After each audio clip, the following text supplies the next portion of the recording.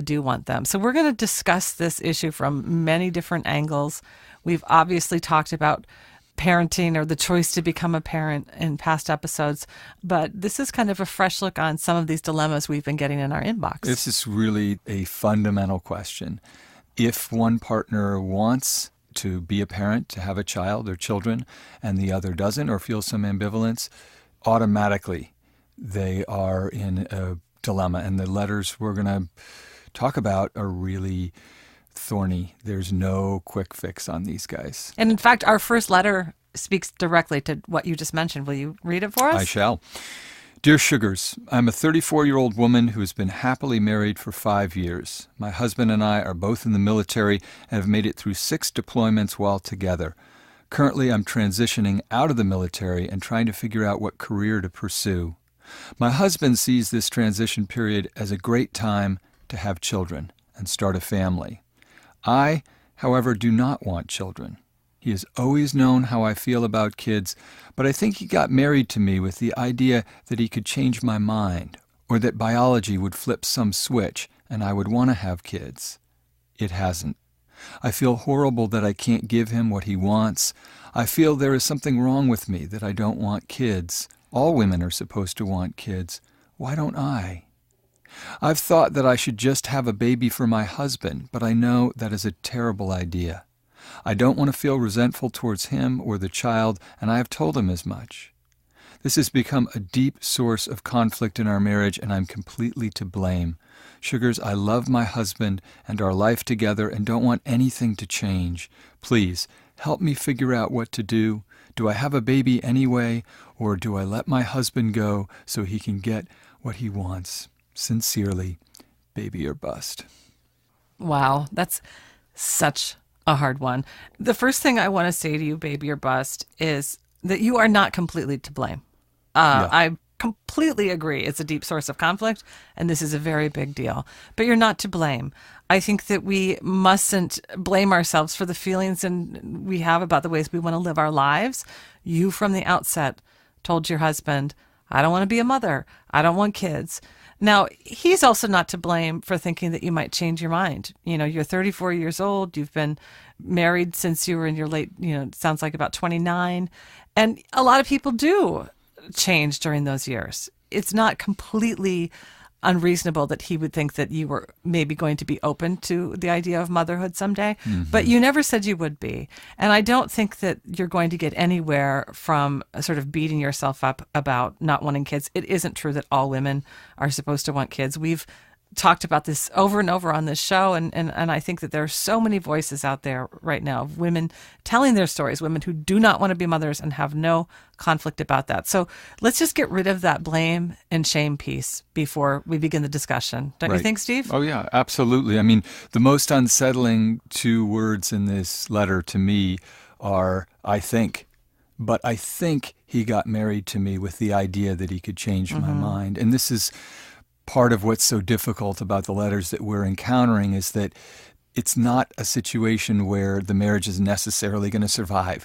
You can't therapize it away. This is a strong impulse within one partner for a particular kind of intense experience, and the other partner feeling differently. And what I think it's symptomatic of is not that anybody's to blame. I completely agree that this is a complex sort of collaboration. But where it started was with a set of unspoken possibilities or wishes that weren't articulated at a crucial moment. This is something you have to talk about to the extent that you're conscious of your desires. If your husband was aware that it was something that maybe his feelings would change on or evolve, or that he was making the assumption that you would, that is really, if there's anything to blame, it's that assumption. You can't assume about something so huge and fundamental. And the real question you face is really a long conversation with your husband about what sort of life he wants to lead and what sort of life you want to lead, and whether those two are compatible. And that's a brutal thing to have to say, but I think you have to be clear-eyed about it. The only way through it is to communicate honestly about what sort of life you can make together or apart. Yeah. And I do think you signed your letter, baby or bust, and you are at that moment in your life. It is either that this relationship needs to end so that your husband can go and pursue the opportunity to become a father with someone else or even by himself.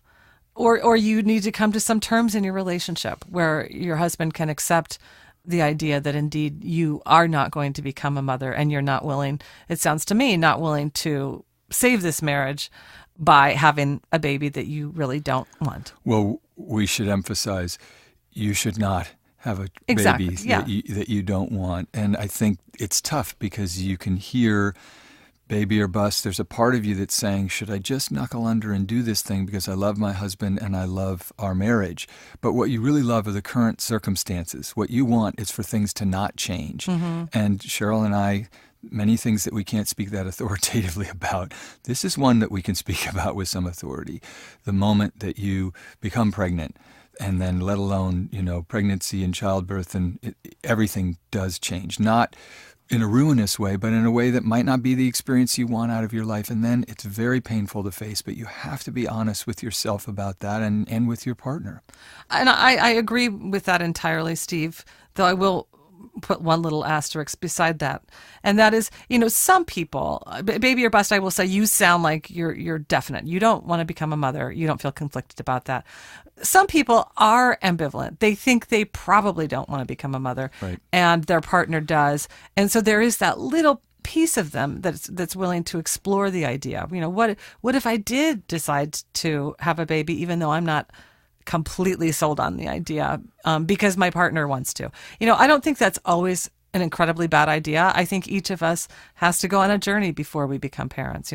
I've written about this. My own journey to motherhood is I was on the fence, and I was just a little to the one side of the fence of like, well, I think I do want to be a mother. It's such a big experience. I don't want to miss it. Mm-hmm. But I was ambivalent even through my pregnancy because I kept thinking, I hope I made the right decision because I don't know about this. My life is pretty great without kids.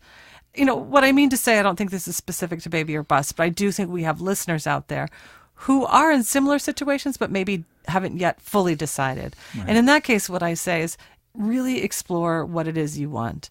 And do it, ideally, if you're in a partnership with your partner. Yeah. And get those things out. Articulate your fears, your feelings, your desires, your wishes, because that's the only way we can really go forward and make such big decisions. One thing in your letter, Baby and Bust, that I wonder about that's just worth pondering, because what Cheryl's suggesting is part of the experience of being a mom or being a parent might be instinctually, I don't want that, and part of it might be the particular way that it would operate in your lives.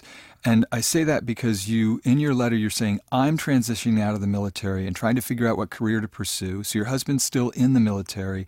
And so I think the way that implicitly motherhood and parenting would take shape in your family is you would be the stay-at-home mom and he would be in the military doing a job.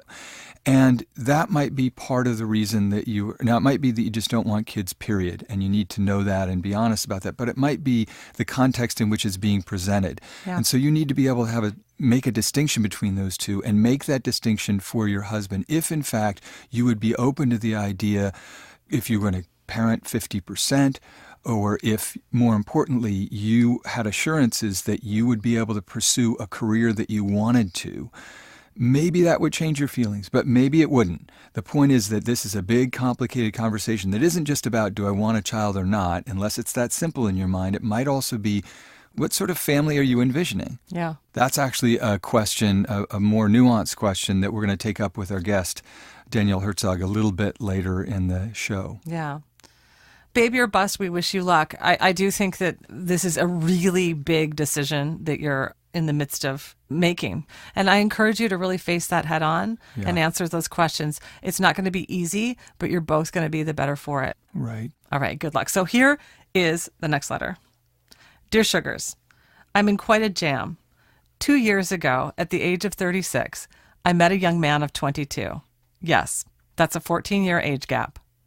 3 weeks after that first encounter, we traveled to Mexico, spent the following 3 months living in LA, both of us completely broke, I should add, and then moved back to our home in New York City and into our first apartment together.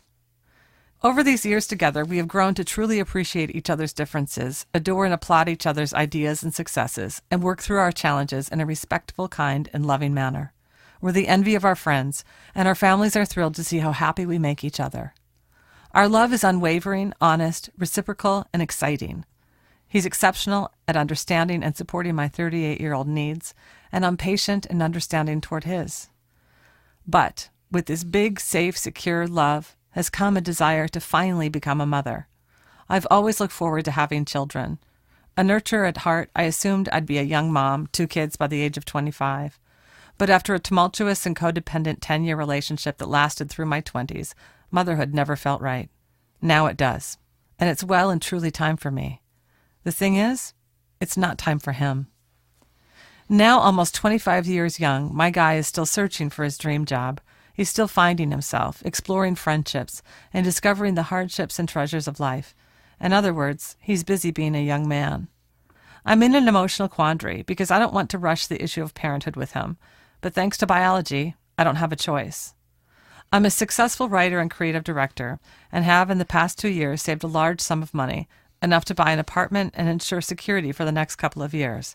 So financially speaking, we're good. I'm also in excellent health.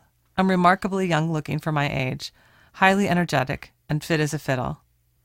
I don't want my boyfriend to feel pressure or obligation, and I don't want him to have to give up his goals and dreams. But the truth is, he will never earn as much as I do, nor reach my level of success with a career. If I were single, without a doubt in my mind, I'd find a way to have a child immediately, whether through sperm donation or a friend.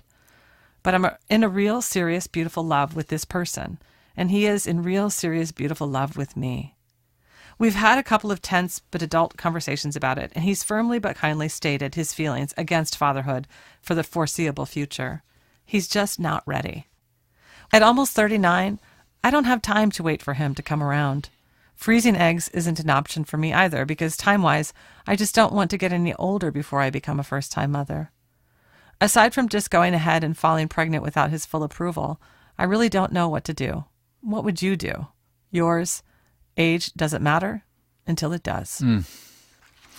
This one was tough. Yeah. Because there's such a painful irony here, right at the center of it, which is I wasn't ready for this experience, to be a mom in a bad relationship, but now I finally found a big, safe, secure love, and so now I'm ready for it. I'm pining for it, and biologically, she's quite realistic in saying this is an experience I want to have now and not later.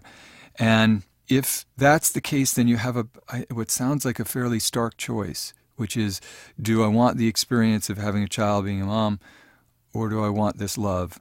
It's almost no hard feelings, except that it's impossible not to feel heartbroken, shattered at having to really choose one kind of wonderful experience and by choosing, lose the other.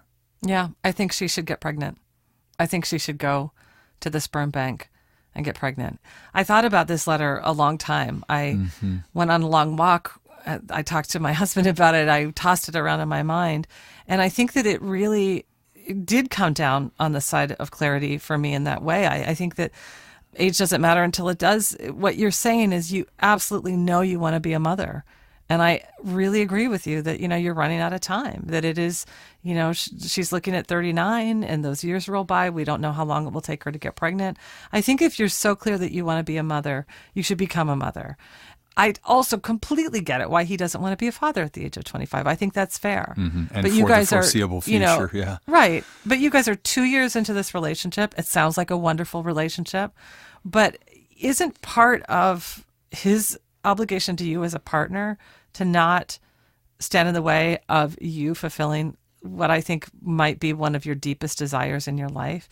I mean, I would say maybe 99% of parents would say, having their children, becoming parents was like one of the biggest things in their life.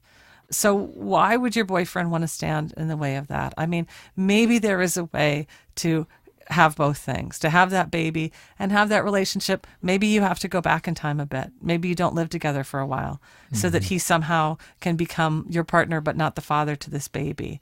I mean, I don't think that's going to be easy, but I do think that there are ways to accommodate this age difference that is really preventing you from getting something that you really want. Right. And I would further interrogate the question of whether it's being in a secure, loving relationship that feels like a crucial to the admixture.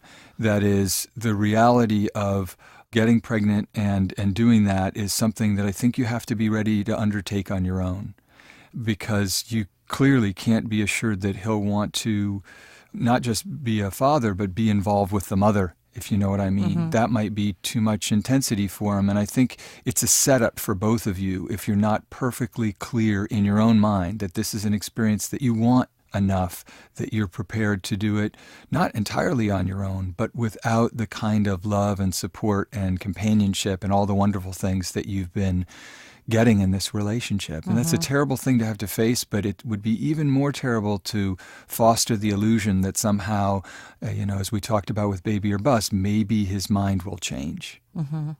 Well, and she says she'd be she says without doubt, if I were single, without a doubt in my mind, right, I'd find a way to have a baby. Right. And so to me, that's the big thing. That's where my clarity comes from when I think about how to give this woman advice. I think that we know for sure that she wants to become a mother. And if that is the case, I do think that this relationship has to fall around that. Right. And maybe that means they break up, and maybe it means they stay together in some fashion and then they break up because he isn't really signed up for this. Or maybe it means that he's like, actually, I kind of love the baby too, even though it's not biologically my baby. I mean, there are all these different scenarios, but the one scenario that will be true is the one you want to be true the very most, and that is that you have a baby and you're a mother. Right.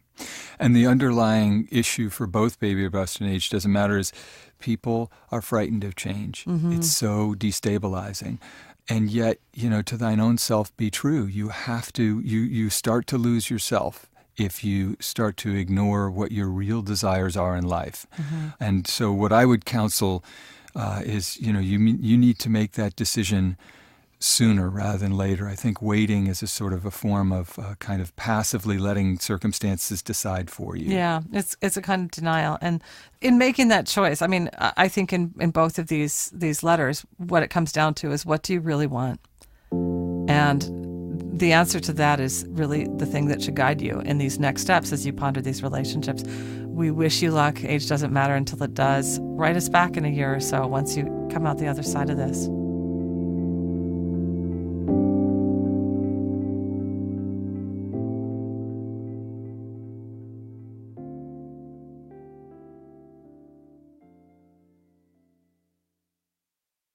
And by ZipRecruiter. Some job boards overwhelm you with tons of the wrong resumes. Not smart. But ZipRecruiter finds the right people for you and actively invites them to apply. Smart. Try it for free at ZipRecruiter.com/sugar. ZipRecruiter, the smartest way to hire. So there's no question that these two letters, Baby or Bust or Age Doesn't Matter Until It Does, the stakes are incredibly high. Mm-hmm. We can't tell anyone what to do. But of course, at Dear Sugar Radio, I think what we always try to do is, it's not so much like instructions on how to live, but maybe grappling with these deep questions that we have. And our guest today is going to help us do that. She has a different story, but some things in common with both of these letter writers, and really having to face this kind of grand conundrum within the context of a relationship. We're going to talk to Danielle Herzog. She's a freelance writer who wrote a piece for parenting.com called I Didn't Want Children When I Got Married, Then I Changed My Mind. She's joining us today from KIOS in Omaha, Nebraska. Welcome to Dear Sugar Radio, Danielle. Thanks for having me. Yeah, so let's jump right in. You've read these letters, but it's more interesting for us to hear what your experiences were around this. Obviously, you have some things anyway in common with these letter writers. Definitely. My background is kind of a combination of both, I would say, in that I had married someone when I was in my early 20s, but I knew that at a very young age I didn't want to have children. I kind of had this view of myself that I would be this worldly person who traveled through Europe taking lovers. Course, that was my view too, Danielle. That's what I think a lot of women had that view. Yes. So I kind of dropped the lovers part, but I did always hold on to this idea of the world is so vast, I want to travel it and experience it. And I loved monogamy. That wasn't the issue. I just didn't want to be responsible for anybody. And I met someone who was so different from me, but shared that view. And we got married, and we had many issues that went beyond just children. Because those differences, as attracted to each other as it made us, did not endure. And then it was about 2 years into getting married that something started to change in me. And I fought it for a long time. Like, no. That's just hormones telling me I want to have kids. That's not really me wanting to have kids. And how old were you at this time, about 2 years into your marriage? At this point, we were together a few years before we got married. So I was in my late 20s at this point. And, your friends are getting married and having families, and you're starting to see things from a different perspective. And I think what ended up happening was I got to that milestone in my life before he did. I was, hey, I think I'm ready to have children. I think I'm ready to settle down. I don't think I necessarily want to travel through Europe anymore. And he wasn't there. He didn't want those same things. And so here we were, just like those letters, at this impasse. And we had split, and I thought, oh, well, maybe I want him back, and maybe I should fight for this, and maybe he should fight for me. And I walked by a cemetery that was close to where I worked, and I'd walked by the cemetery a bajillion times, and I saw this gravestone that was a husband and wife buried next to each other, and it said, "Just the two of us." And it broke my heart. I didn't want that. I didn't want my life to end with me. I found that sad. And I knew that that was the moment.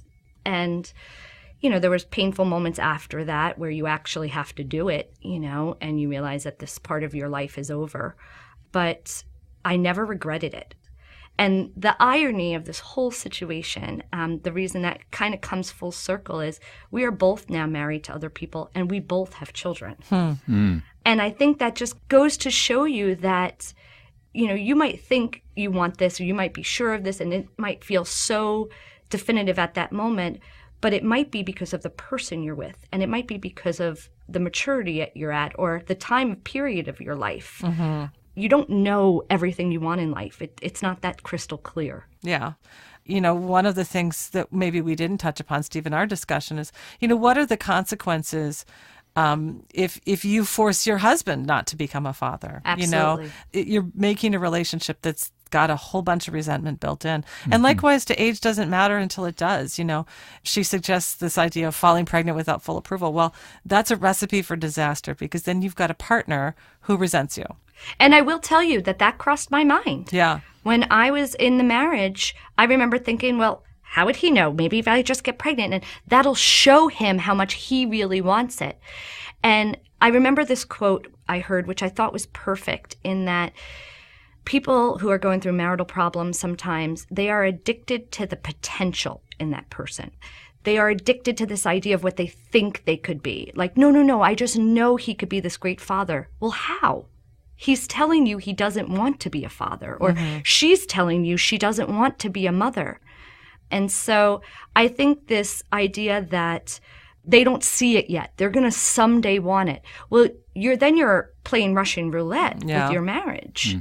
One of the hardest things, I think, in answering these letters or helping these women is that they both say that their relationships are really happy and satisfying, aside from this very big conflict, essentially. And you tell a different story. You do say you broke up over the baby thing, but there were other issues.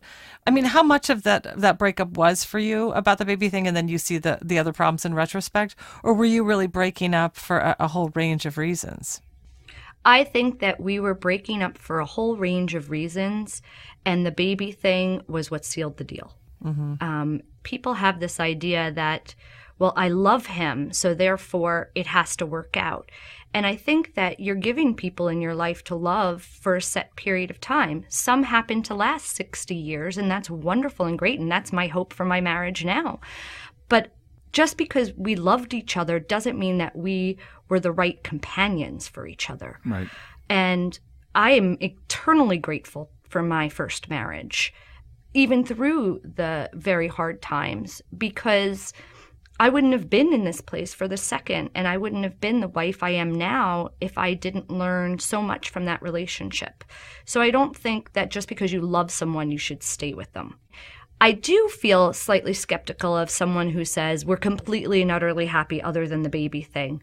Right. It doesn't work like that. Mm-hmm. You know, as humans, we cannot stop focusing and festering on something that weighs in our mind. It's just our tendency. It's what we do.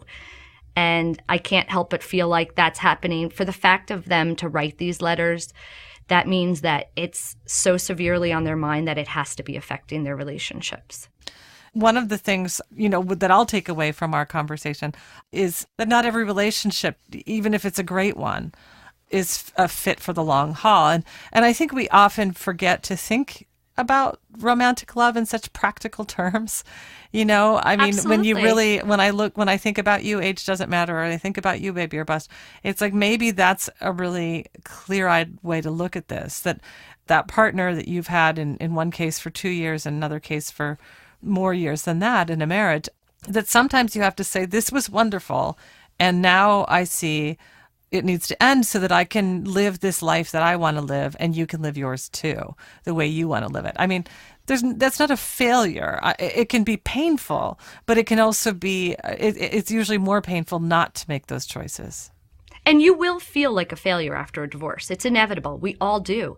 But then when you take some distance from it, it's exactly what you say. I don't feel like a failure anymore. Yeah. That had passed. It is possible and should be what you long for to have that meeting of romantic love and practical. Yeah. You know, I'm Practical married vision, to someone now that I feel incredible romantic love for, but also practically we are a good fit together, and it's possible, and that's what you should be looking for, I think, in a partnership, is that balance. Right. All right, Danielle, thank you so much. It's been a delight to talk to you. Thank you. And we wish you luck. How many kids do you have? I have 2, an 8 and a 5-year-old. Okay, well, we wish you and your family all the best. Yeah, absolutely. Thank you. So she'll be busy. Thank you so much. Thank you. Bye-bye. Bye. So we've gone at this from both sides. A woman who is pretty clear in not wanting kids, another woman who very much wants them. This is a third possibility. And again, we should emphasize, we get a ton of letters from people who are struggling with this very concrete issue of to be or not to be when it comes to being a parent. All right, here it is. Dear Sugars, I fear that my desire to be a mom will ultimately end my marriage. I'm a 34-year-old woman married to a lovely, caring, supportive man. We've been together for almost a decade. We always had plans for a family, but had agreed to wait until I was close to finishing my postgraduate studies. He's 8 years older than me and had more urgency to start a family than I was comfortable with. We discussed and agreed on a time to let nature happen. I'll spare you the details, but what followed was multiple miscarriages, endless doctors and tests. The doctors don't know what's wrong. They say they think it's just bad luck. While these experiences were crushing, I continued working on my professional and personal goals, and I've processed my grief over not being able to carry a baby to term. I never envisioned my life without children. I'm now comfortable with the idea of providing a loving home for one of the many children in need of love in the world. My husband, on the other hand, is not interested in raising any children that aren't his biologically. I've brought up the subject in a variety of ways, but he's opposed to even the discussion of adopting a child. He says he would rather if it was just the two of us than adopt. This breaks my heart. I know there is still a possibility of me carrying a pregnancy to term at some point, but without knowing what is wrong and the risks increasing with age, I'm terrified of having another miscarriage. My husband wants to be more aggressive, which would mean subjecting myself to hormones and blood thinners for no indication other than wishful thinking. I've been through it, and it was too physically and emotionally taxing. Could it be this is the deal breaker? How can I convince my husband the traditional model of having a baby is not the only way to make a family? Hopeful for change, signed, full of love, with empty arms. What a heartbreaking letter. Yeah, it's a tough one. You know, this is at least one where it feels like there's the possibility of some negotiating space. Yeah. Well, they both want to be parents. Right. And that's the advice that where I would begin Full of Love with Empty Arms is You have fears about pursuing it further from when it comes to conceiving biologically. They are grounded in reality. You've had miscarriages. It's a miserable experience. It's terrifying. It's sad. It's heartbreaking. And it's physically difficult, emotionally difficult. It's difficult in every way. Okay. Your husband has some fears too about adoption, and he can't not discuss it with you. Right. You need to both share your thoughts. Again, always keeping in mind, we want to be parents. And, I do think you're right that it's a deal breaker, that if your husband will not discuss it, if he will not entertain other options besides biological, you have every reason to say, I need to end this relationship so I can pursue motherhood. Yeah. But I would encourage you really strongly to tell your husband this is it's reached that kind of breaking point with you, that he does need to open his mind and think about adoption. Yeah, and I think the question is really why. In his case, why is he not open to the possibility of raising kids that aren't biologically his own? He has a right to those feelings, but he also has an obligation to tell you what those feelings are about.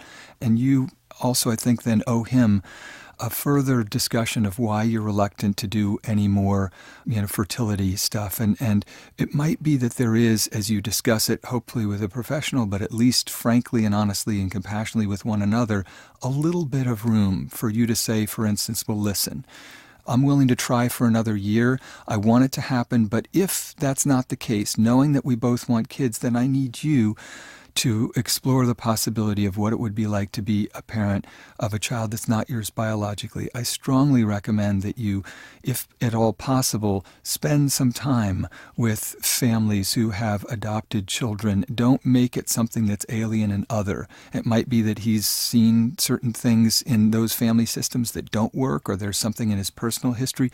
Then that all needs to be out on the table. One thing that compromise can kind of do is it actually can bond you together, because of course what you're doing is you're giving a little bit to each other for the sake of a common vision. Yep. And I do think that this idea of saying, okay, I'll try again biologically for this period of time, but after this period of time, I also need you to be open to exploring these other options. Mm-hmm. What are you willing to do for each other to help each other down this path? And we can say for sure that it's a good indoctrination into the basic setup of parenthood, which is you start having to sacrifice more of your own desires, impulses, and so forth. Cheryl, as we were talking about all these letters, I think we can agree that we feel a kind of, advice-giving pang of failure of like, oh, I wish we could be more definitive. I wish we could somehow, sprinkle the fairy dust of resolution, and this is the way it should be. But these are such complex letters that's impossible. And the other letters we see in our inbox that are about this set of issues are really, it's not that they're impossible to solve, it's that they're painful and difficult to solve. But the one common thread that I think I see through all of them is that the women writing to us have to take ownership of their life.